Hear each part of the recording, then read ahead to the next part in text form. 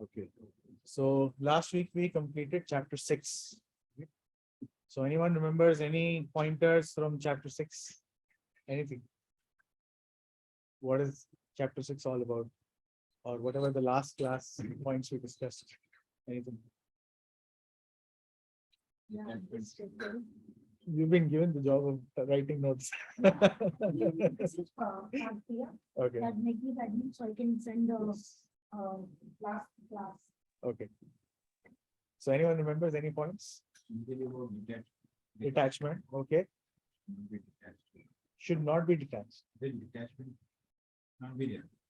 Detachment should not be there. Okay. This is interesting. Okay. What should be there then? Detachment should be there. Should be there.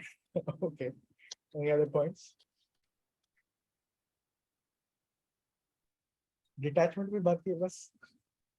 I think we discussed about all of y'all. I think so. We also discuss about our rebirth, like how we are connected.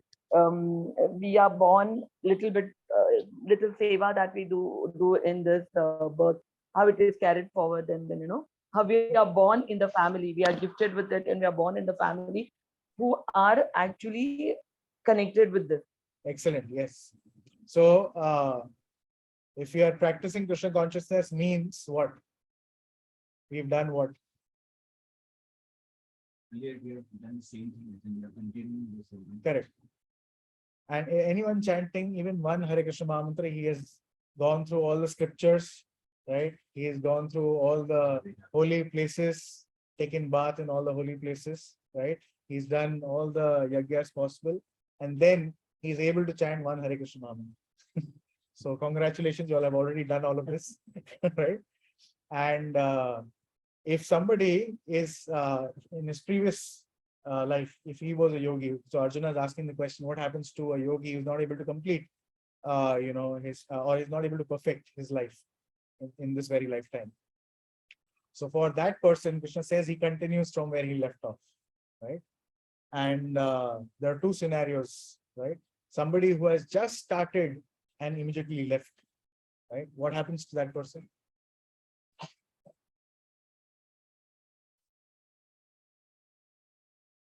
No. So there are two scenarios. One scenario, I've just started some Krishna consciousness, very little, maybe. Yes.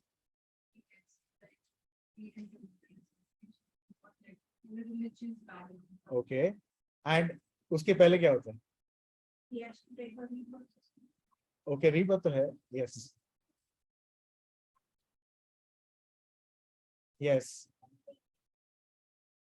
Excellent. Yes. They take a detour. Whatever desires they have, they fulfill those in the higher heavenly planetary systems, right? जितना साल निकालना है वहां पे निकाल करके, whatever pleasures they want to enjoy, and then they come back, and then there is facility for them. No, their material life is taken care of. They simply have to focus on the spiritual life, and they get a religious background, like Mataji just mentioned, so that the culture is there from childhood. What about a person, the second scenario, somebody who has have had a long practice and then is unable to complete in this life? What happens to such a person? Continue after his next birth. Okay. Does he go to the heavenly planets? No, he doesn't go to the heavenly. He doesn't take that detour. Okay. Okay, then what happens? After, suppose he has completed 50%, then rest 50% he can continue with his next birth. Yes, yes, excellent, yes.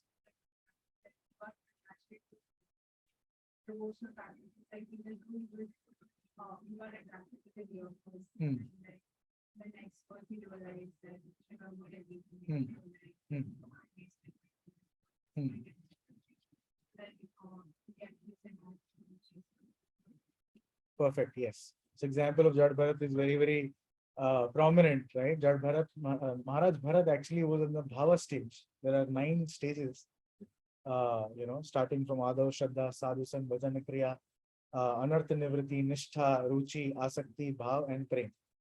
So he was in the 8th stage. It's a very high stage, very high stage.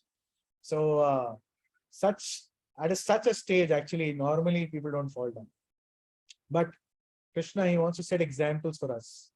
So he arranges so that, his great devotee, just to show as an example, fell down in one life, took the form of a deer, still remembered, then again took the form of Jada Bharat, still remembered everything by the grace of the Lord, right? By transcendental arrangement, right? By the system of transcendence. What was the word? I forgot, right? And what did we discuss? Srila Prabhupada also mentioned about, in the purpose, he mentioned about 2 more examples. No, not very end. 2 more examples. Something related to the transcendental system.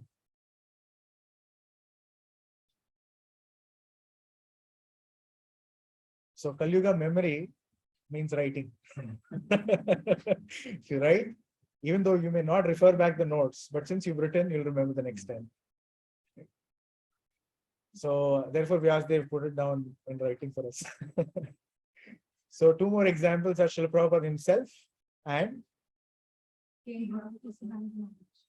Bhaktisiddhanta Saraswati Thakur Maharaj. Yes. So both were born in devotee families, right? Srila Bhaktisiddhanta Saraswati Thakur Maharaj born in the family of Bhaktivinoda Thakur, right? Great devotee, and we discussed about Bhaktivinoda Thakur also. One story, anyone remembers? Mango story, yes. And Srila Prabhupada, his father's name was Gaur Mohan Dey. So he was a Vaishnava from the very beginning, and Prabhupada used to see his father worshipping the deities of Radha Krishna at night. And from the very beginning, actually, he made him learn Mridanga because he wanted Srila Prabhupada to not be, attracted to material things. His mother wanted him to become a barrister, wanted to send him to England to study. But Gaur Mohan Dey wanted his son to become a devotee of Radharani, Srimati Radharani. So he would get sadhus home and feed them nicely and tell them, please bless my son so that he becomes a great devotee of Srimati Radharani. So, these are the examples that we discussed. Great. Okay, so let's start. So basically, Bhagavad Gita is divided into 3 sections. The first 6 chapters are predominantly karma. Predominantly karma. Although there is sections on jnana, there is section on yoga, right? Ashtanga yoga, etc. But predominantly karma focused, right? The last 6 chapters are jnana, predominantly jnana yoga, right? And in the middle, there is bhakti yoga, right? Just like there is nice butter or jam in between, protected by the slices of bread, right? So the cream is in the center. So protected on both ends. So we are starting with the 7th chapter. That's the beginning of Bhakti Yoga. So today we are unfortunately not having the copies of Bhagavad Gita. Pṛthā Prabhu is missing. He's gone for camp. So so people can go on to vedabase.io. Those who have network, please go there and share with others, right? And go on to the 7th chapter. You can. It's connected. Yes, it's connected. So Prabhuji has Geo, because of which our Zoom is running. Last 6 chapters are focused on jnana, right? The middle 6 chapters are bhakti. So this chapter is titled Knowledge of the Absolute. So we start with vedabase, BASE.io. There you'll find a lot of books, and then you can go on to Bhagavad Gita, go to 7th chapter, and we are reading the first sloka. You can repeat after me. Shri Bhagavan Vacha Maya Sakta Mana Pṛthā Maya Sakta Mana Pṛthā Yogam Yunja Madashraya Asamshayam Samagramam Yatha Jnasyaschi Tachshunu. Okay. Translation? Anyone would like to read? You want to read, Masti?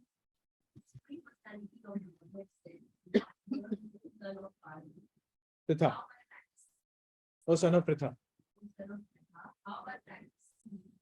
consciousness of me, with mind attached to me, we can know me from.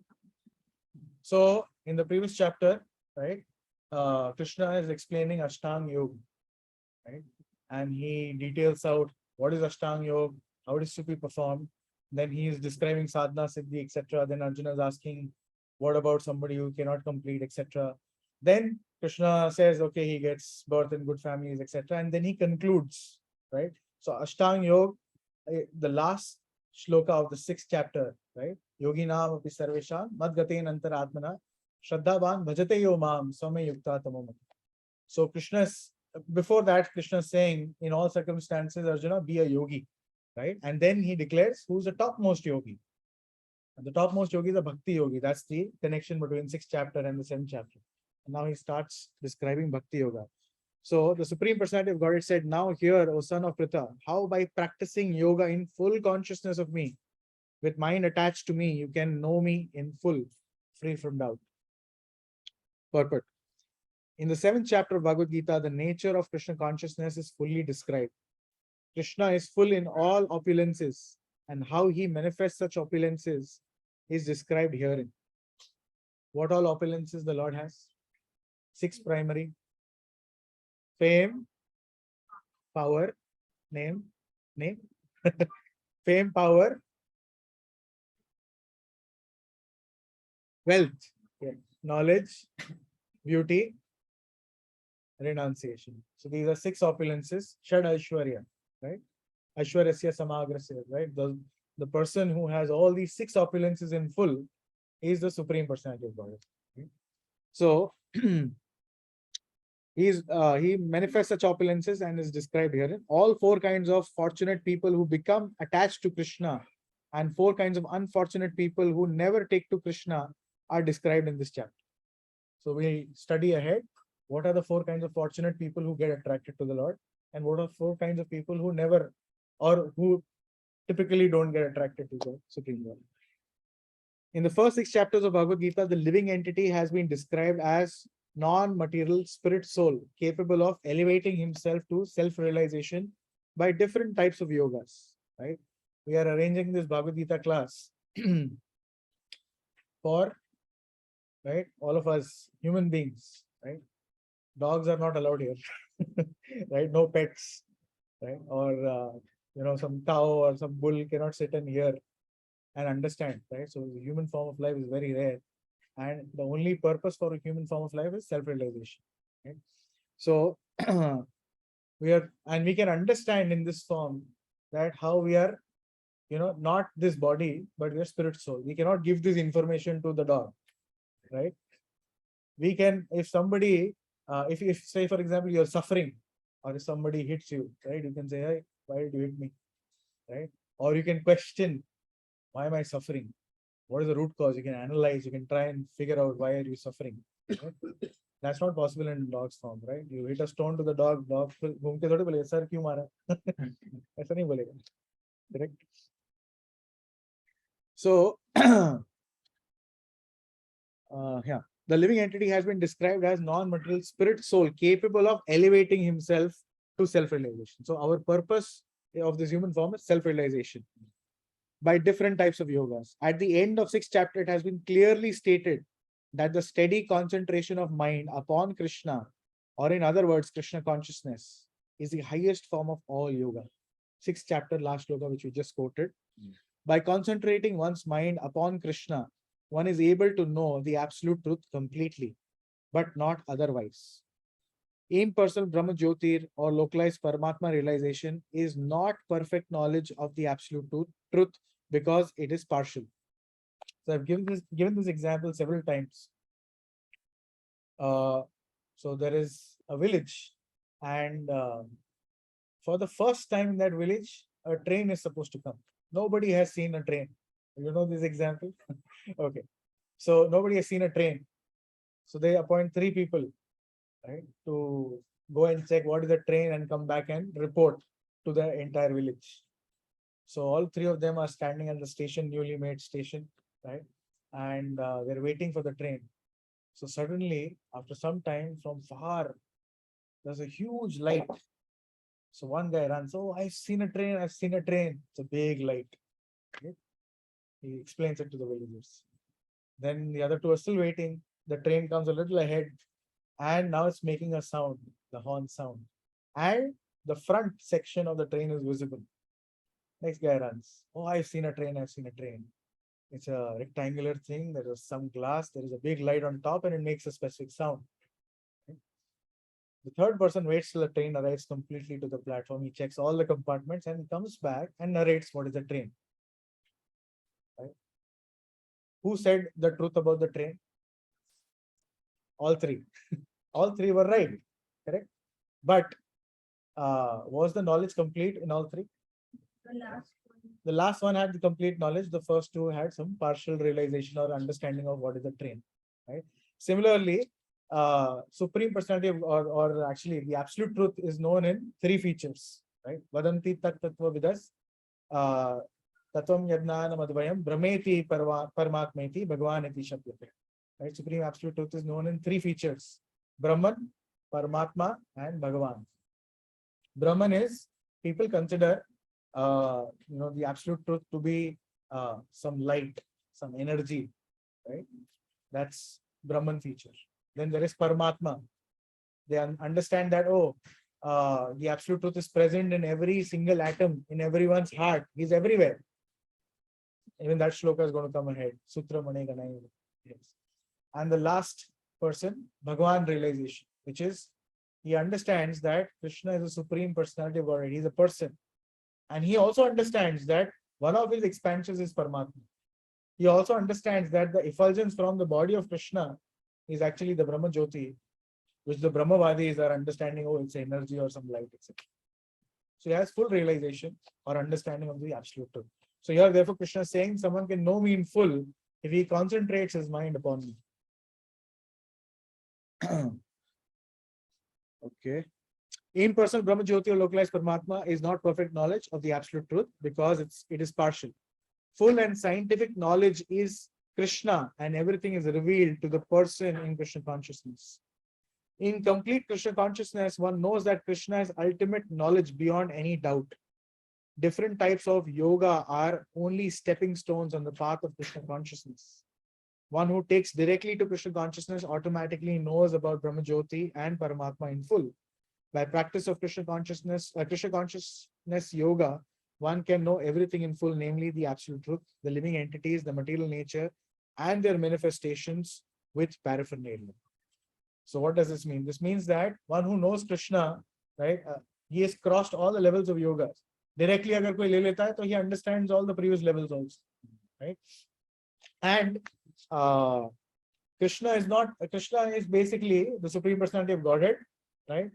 Plus all his energies, including the spiritual energies and the material energy. He has two forms of energy or two categories of energy, right? One is spiritual, right? Antaranga Shakti, Bahiranga Shakti, or material energy, right? External energy.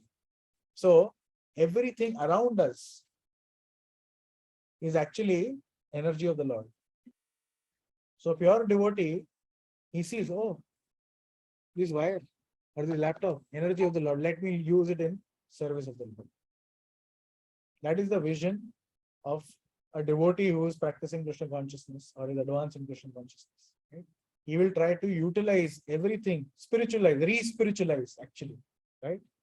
Re-spiritualize everything in service of Kṛṣṇa. Maya, the word Maya, right? What is the meaning of the word Maya? No. Yes, Mataji? Okay, delusion is one feature, okay. I mean, I've explained illusion, delusion, hallucination also in some other classes, but anyways. Yes, it's partial energy of the Lord, but what does it mean? The word Maya, what does it mean? हम बोलते हैं माया से दूर रहना, माया है क्या? It is building, that's a feature. I'm asking what is the definition of the word Maya?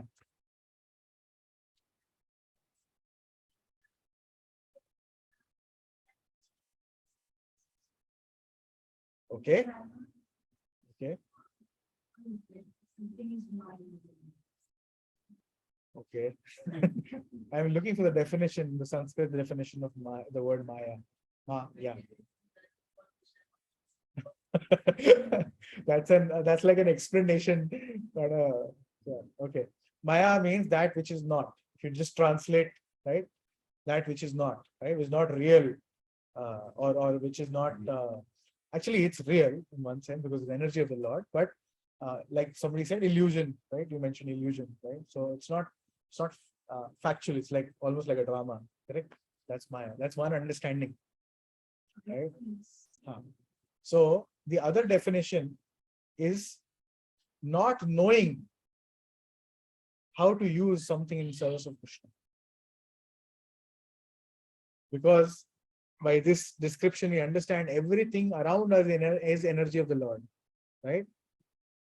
So it needs to be used in service of the Lord. So not knowing how to utilize, Krishna's energy in Krishna's service is also mine. So for men, generally said, oh, for Prabhujis, all the Matajis are Maya. Don't look at them. Right? Similarly, for all the Mataji, Prabhujis are all Maya, right? That which is not, right? But it is also the fact not knowing how to utilize them in service of Krishna. Right? So Brahman, Paramātmā, and Bhagavan. Brahman is the effulgence of the Lord. Paramātmā is a localized aspect of expansion of the Lord present in every atom. And Bhagavan is the personality of Godhead. 3 levels of realization or knowledge about God. Like, for example, the 4 Kumaras. The 4 Kumaras were actually Brahmavadis. Right? They were they were not having information or realization of the personality of Godhead, or even they were thinking, oh, God is some light, some energy, and they were actually roaming in brahma-jyotir, right? And then they arrived at the first gate of Vaikuntha, and like that they passed on the 7 gates, and then they had an argument with the doorkeepers there, Vijay, who did not allow them to get inside. Hey, nange bacche ka ruk right? So, but they were great sages. I mean, with their yogic powers, they had made them, they had kept themselves only 5 years old, looking like that. So then, hearing the commotion, Lord Vishnu from inside, he came out. Kya chal raha hai? Right? As soon as the Lord came out, right, the fragrance of Tulsi from the lotus feet of the Lord entered the nostrils of the 4 Kumaras, and immediately they turned into devotees, bhaktas. Realization of the Supreme Personality of Godhead. Right? Similarly, our Shukdev Goswami, right? He was a Brahmavadi. Actually, there's an entire background story. That's a very long story. I wouldn't get into it. That how he was a parrot, and then Lord Shiva was following, etc., etc. But then he entered the womb of the wife of Vyasadeva, and he was such a great personality that he said, I won't come out, because as soon as I come out of the womb of the mother, Maya will catch me. Right? So actually, in mother's womb, child is protected from Maya. Right? It's glorified there for mother's womb. But so he never wanted to come out and be entangled in Maya. So for 16 years, he was in the womb. Right? And finally, Lord Kṛṣṇa had to come and assure him that you won't be touched by Maya. Please come out. Only then he came out. And as soon as he came out, right, he was a Brahmavadi. He had realization of Brahman. As soon as he came out, immediately started walking and going away. Like, मेरे को देखना भी नहीं parents की तरफ, वरना फंस जाऊंगा. He started walking away. And Vyasadeva is running behind, my son, and I want to entrust you with, the scriptures, all the Vedic knowledge that I've written, but I think he was just running, right? And he happened to pass an area where some ladies were taking baths. So Vyasadeva was following his son, in great agony, he was following his son. And he saw him pass that area, and the ladies were there. They were taking baths. They did not care to cover themselves. As soon as Vyasadeva entered that area, they all went inside, covered their bodies. Then Vyasadeva stopped for a second, like, hey, what's this? Right? Wo gaya, he's a 16-year-old boy, fully naked, because he's just born, right? and he's walking past, and you don't care to cover your bodies. I'm an old man, right? I'm a great sage. I'm passing by. You are, covering your body. So the ladies, they reply. They're very intelligent. They reply, right, that Sukadeva Goswami, this boy, when we saw him in his eyes, we could see he doesn't know the differentiation between what is a man, what is a woman, what is an animal, nothing. He's just seeing on the platform of soul. That was his vision, right? So he was such a top-class Brahmavadi. And Vyasadeva, on the other hand, is a great devotee, Vyasadeva, but he is also, Agrahastha. He knows, the dealings of the world. So immediately they covered themselves. So Sukadeva Goswami, he was roaming around and he was sitting in meditation on the Brahman.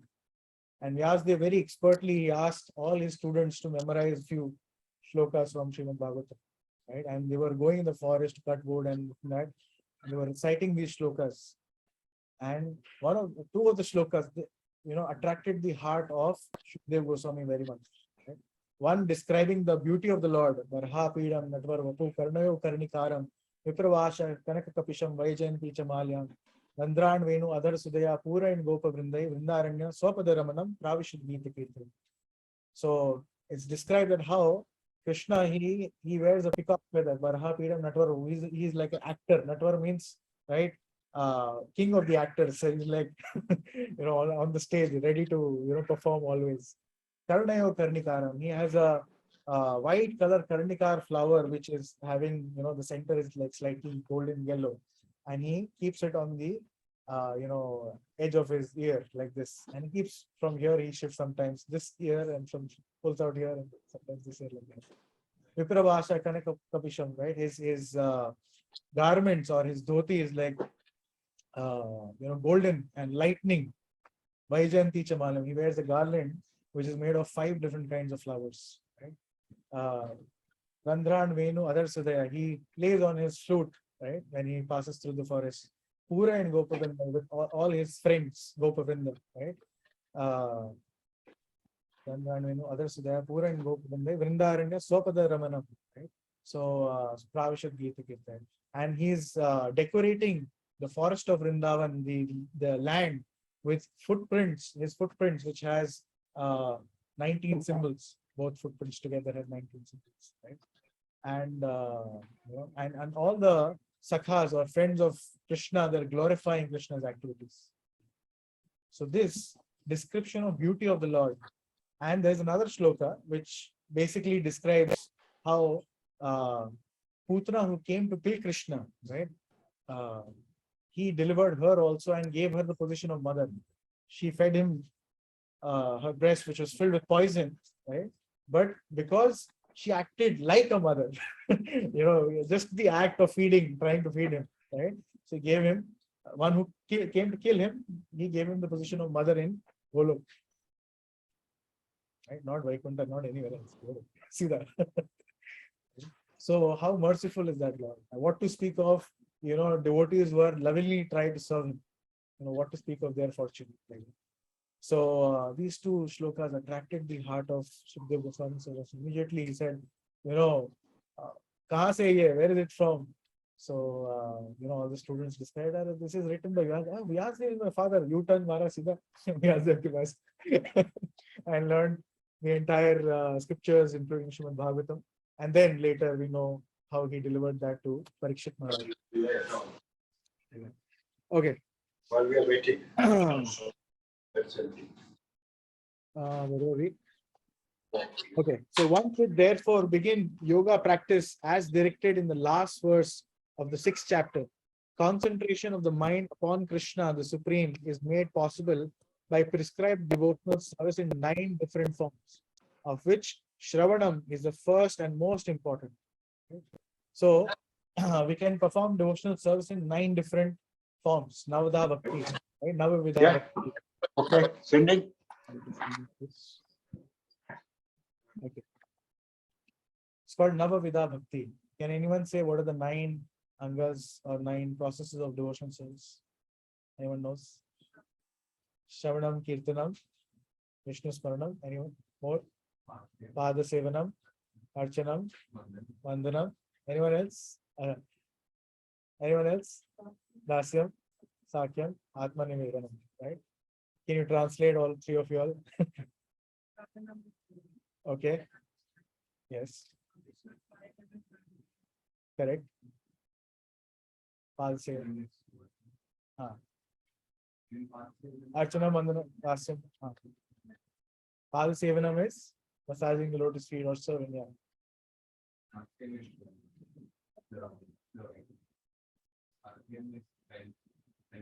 You've actually taken her three. Archanam, Vandanam, Dasyam. Okay, sorry, nine. Pada Sevanam, Archanam, Vandanam is yours, and last three serves. Yeah. Pada Sevanam, Archanam, Vandanam. Serving the lotus feet of the Lord. Vandanam.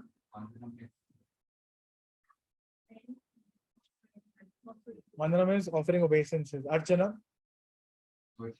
worshipping the form of the Lord. Right? Yes, the last three, Mataji.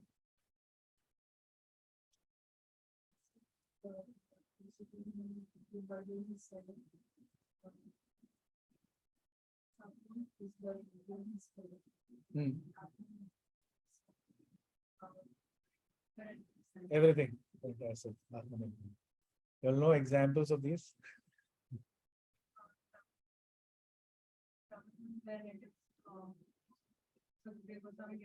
Parikshit Maharaj, Kirtana, Shukdev Goswami. He spoke for 7 days without stopping. Yes. So Parikshit Maharaj, basically, he was king of the entire world.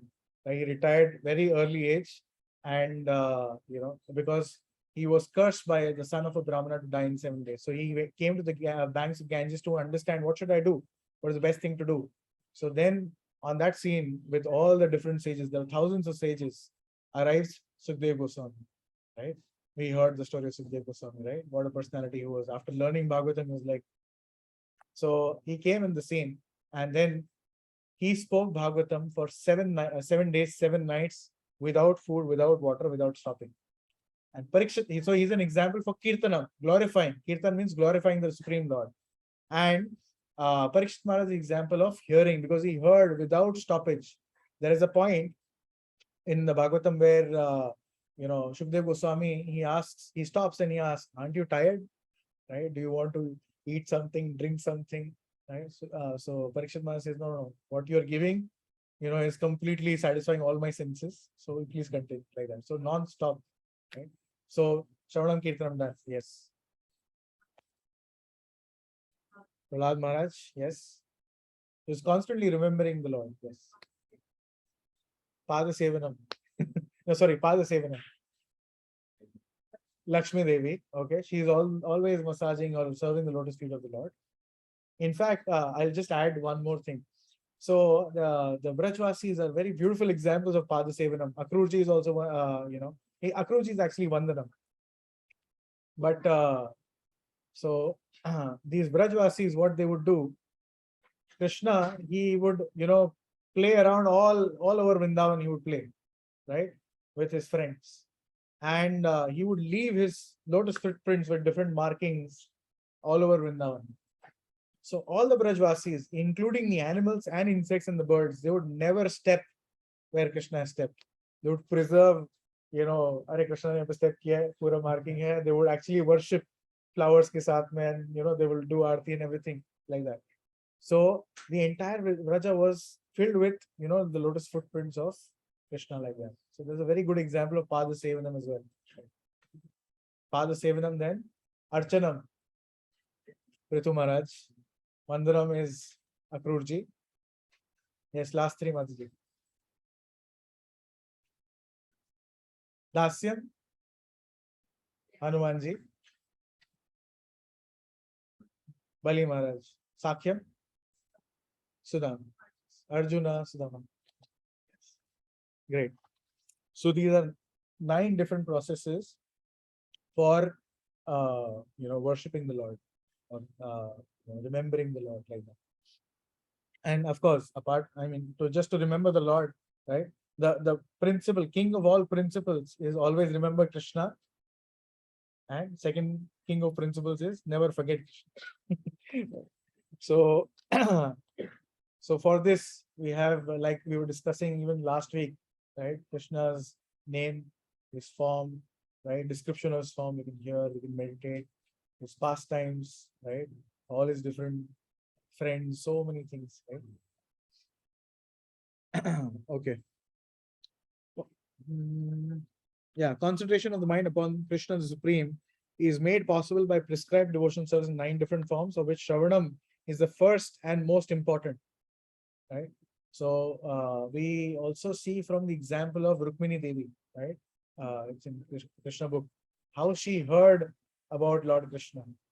So even Brahman Patnis, right? The wives of all the Brahmanas, they never saw Krishna.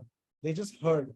Because all the Gopa friends of Krishna, what they would do is, as soon as Krishna would do something, instantly they would create song, right? Every word is a song. So they would, in describing Krishna's pastime, what he did today, because all the Vrajvasis who were left behind, all the mothers, all the elderly Gopas who were, left behind, they're waiting. In fact, Brihad Bhagavatam describes, how Gopkumar, when he actually went, he arrived in Golok Vrindavan, he saw everyone around as statues. They were still. Nobody was moving and they were all looking in one direction. And he thought everyone is actually statues. Then he saw somebody moving.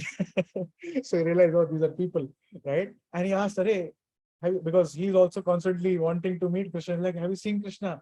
So he says, oh, look there.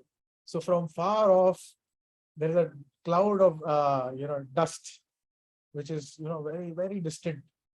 And everybody is fixated there, right? Nobody is blinking their eyes also. And dhire, wo thoda sa aa raha hai, aage aa raha hai, and they see the cows. And everyone is super excited. There's more commotion there.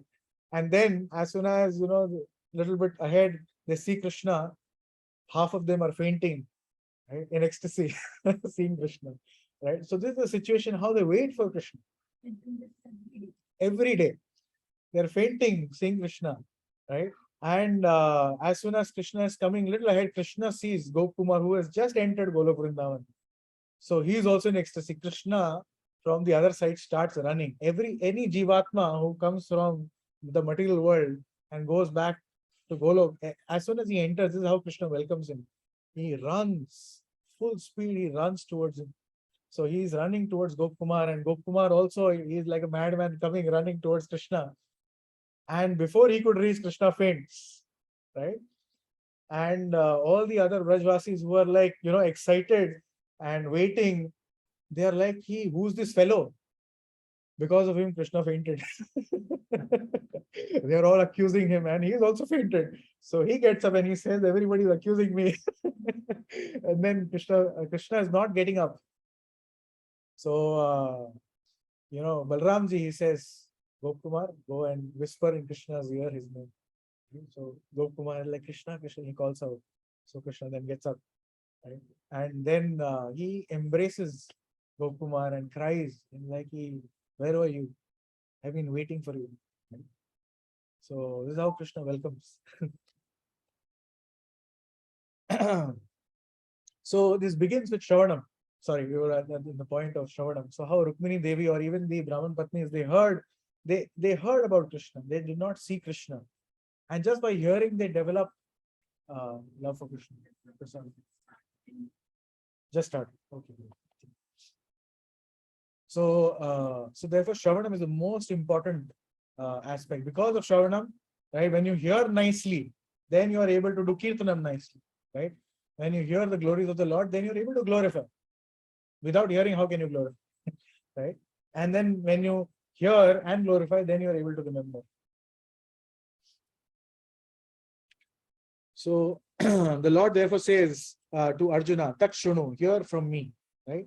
No one can be greater authority than Krishna, and therefore by hearing from him, one receives the greatest opportunity to become a perfectly Krishna conscious person. So here Arjuna is directly hearing from Krishna. Right?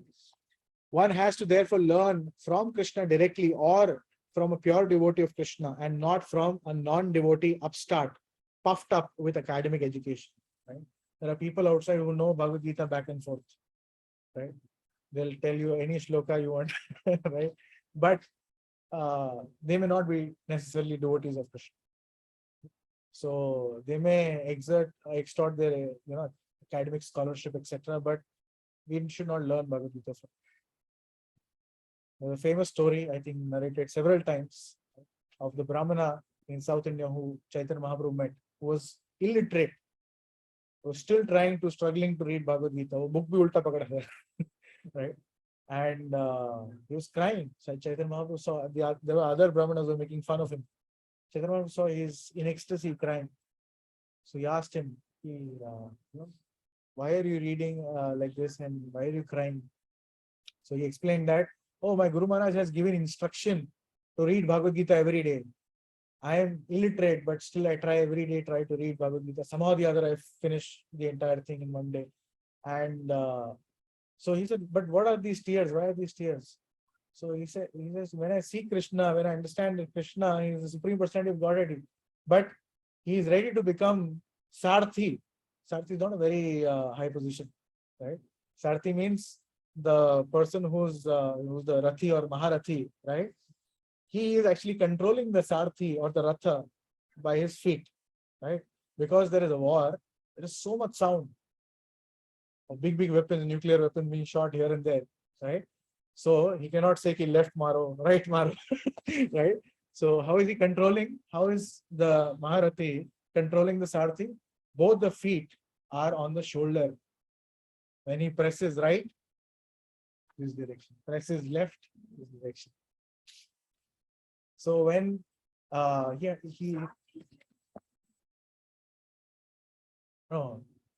Rathi or Maharathi, the person who's a warrior,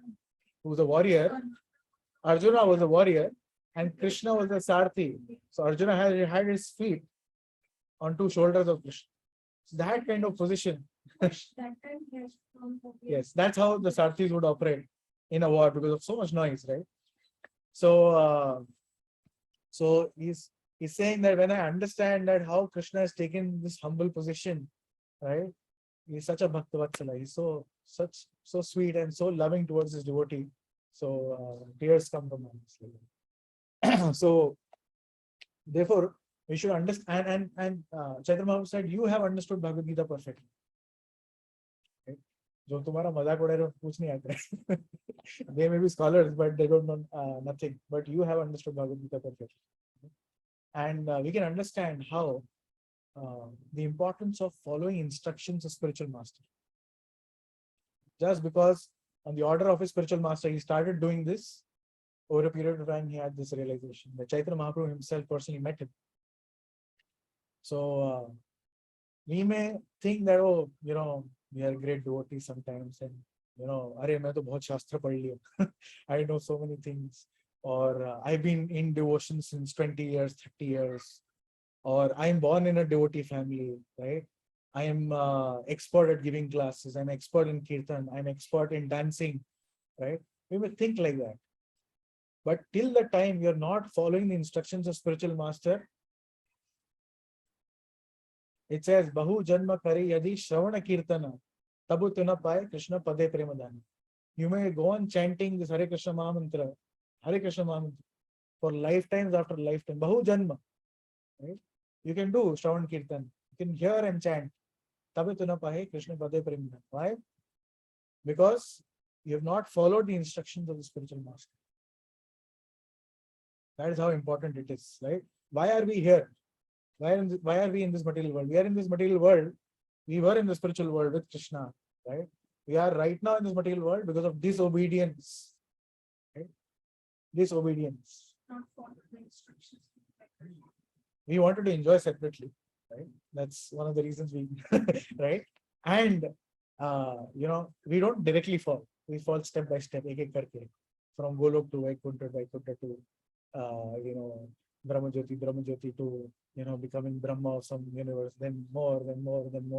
Every time there is Krishna sends someone to beat sense into our brains. Right? Here following the instructions, come back. We don't follow. We have to do our own thing. Apna karna. So if we only simply follow the instructions of the spiritual master, we can go back to that. That is the only reason. That's the only thing we've not done. Therefore, we are here. We may be excellent devotees, right? Or we may be beginners. This is the same principle applies, right? Therefore, Srila Prabhupada says, Vyavasaya Atmika Buddhi in Bhagavad-gītā only.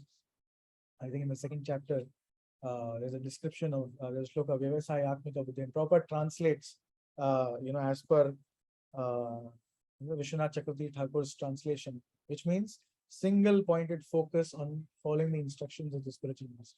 Right?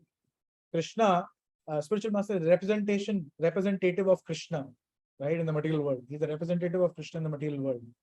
Kṛṣṇa is here to test, okay, how much obedience, abhi kitna obedience aaya, kitna obedience dikha sakta hai, right?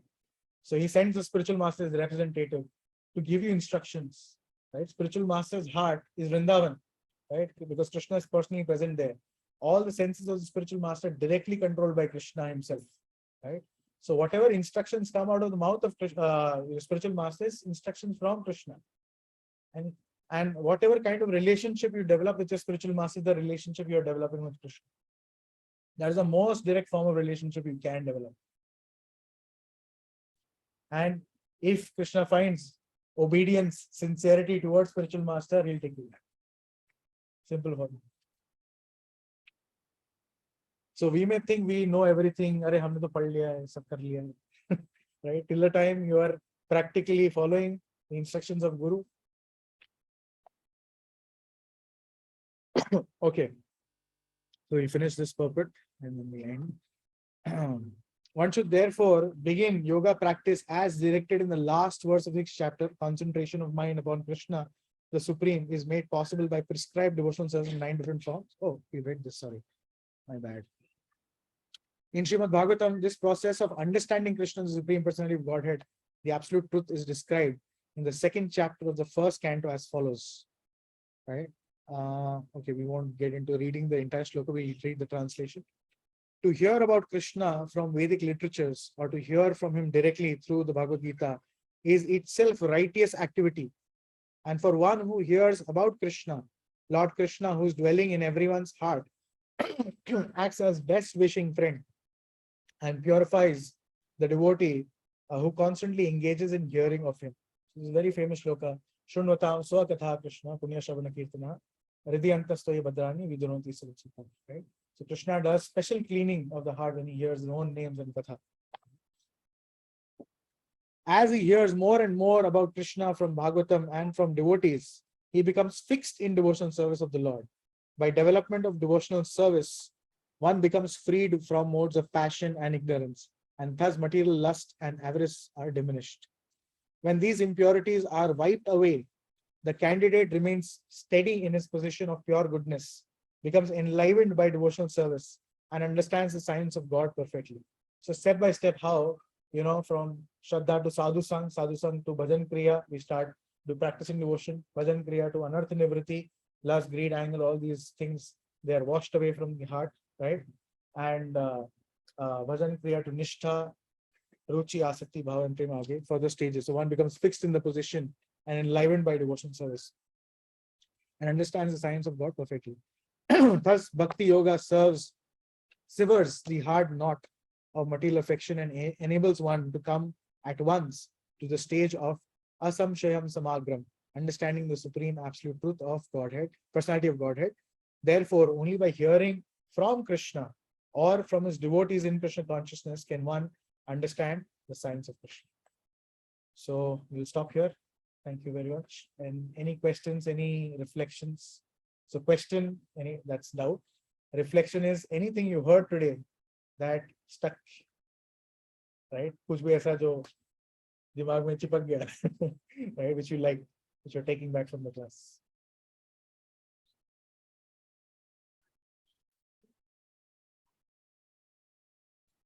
Sorry, loudly. Sorry. You should look at everybody as a platform of his focus. So you shouldn't judge everybody, even like being the shaman. Okay. Yes. And I mean, it's difficult immediately to look at everyone from the platform of soul, for sure. It's very difficult. It's a very, very elevated stage to start seeing soul. Sure, yes. Okay. Anything else? Yes, Mansi. Yes, Mansi.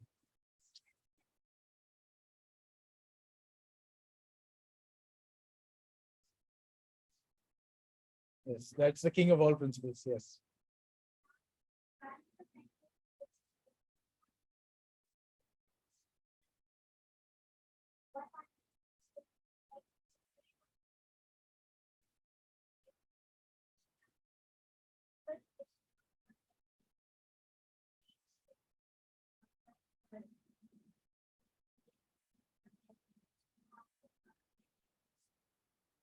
Yes.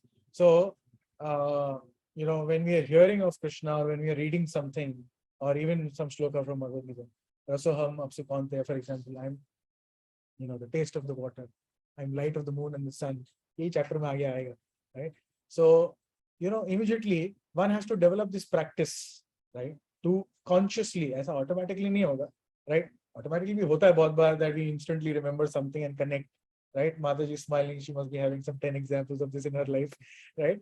So, but naturally we hoga, but you can also consciously practice, right? If you consciously practice, it'll become more frequent, and very consciously you can remember Krishna maximum time of the day. So dheere dheere grow karo. Okay, when I'm not connected to any sangha and I'm sitting doing my work, right now I'm able to remember Krishna 2 minutes, 5 minutes, or sometimes some kirtan suddenly plays in mind and I'm at 15 minutes lost in that kirtan. Okay, abhi 15 minutes hai. How can I improve? Measure, improve, measure, improve. So you do conscious efforts, right? Like there was a devotee, every single break he would get, immediately he would pull out, database and read one line, 2 lines, one shloka, like that. So if he is utilizing his time like that, what Krishna does is he blesses. He sees, oh, this devotee really wants to know me, right? He's taking so much effort. Let me bless him, so that automatic remembrance starts. Yes, Rosie. Oh, I thought you had a question. Oh, you have a question? It is said that hearing from Krishna or from his devotee is Krishna consciousness, can one understand the science of Krishna? Correct. Means from Bhagavad Gita we need to read and we understand what Krishna wants to tell us. Correct. And also understand Bhagavad Gita in association of devotees. Right? If there is somebody enlightened us about Yes. there. So there is an entire parampara given in the beginning, right? Just I think before the introduction, I guess. So there's a line chain of disciplic succession starting from Krishna and till Prabhupada, probably 32nd Acharya in the line. And then there are his followers. And there are his followers who are currently there, present Acharyas and Gurus, right? And their senior disciples, etc. So whatever association you can get in terms of hearing and understanding Bhagavad Gita in parampara, you should go ahead and try and do that as much as possible. Yeah. More details, of course, I cannot, I mean, I could have elaborated, but we have a restriction of time here. Okay. So we'll stop here. We have 10 minutes Kirtan. Mataji, you can, oh, please, you can. Oh, you have the kartan. Okay. Rosie, you want to play Mridang? I'll play kartan. Okay. Rosie, you want to play Mridang? You can just pass the Mridang. Please go and check.